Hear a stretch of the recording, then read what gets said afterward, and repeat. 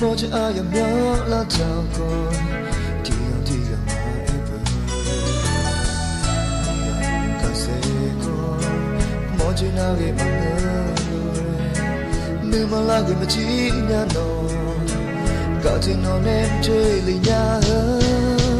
từ một trăm phiếu sự xe biểu ngã giữa nhau còn cao trong phiếu sự xe biểu ngã mà giữa nhau vừa là cũng là cả ở gạo nó nét chê chỉ có lối ngã xoay cho mò vô mà chỉ lấy nhau cả chúng ta yêu mà em nơi xa nhà nó nên ngã chỉ còn lối thì giữ chưa lo nữa cả ở đó nếu có gì nó bị chỉ mà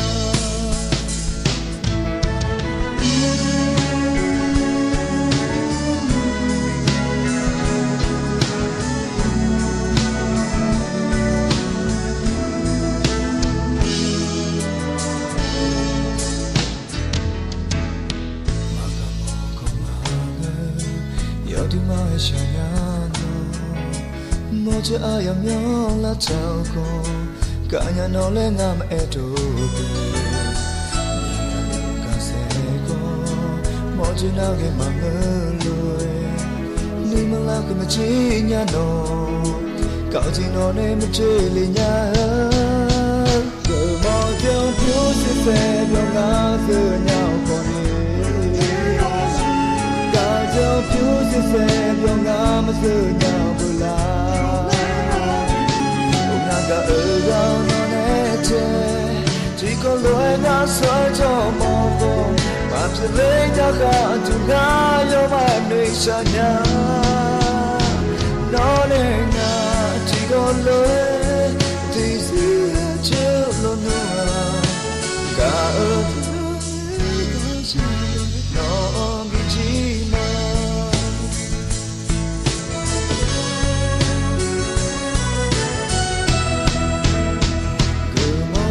phiếu sự xe biểu ngã giữa nhau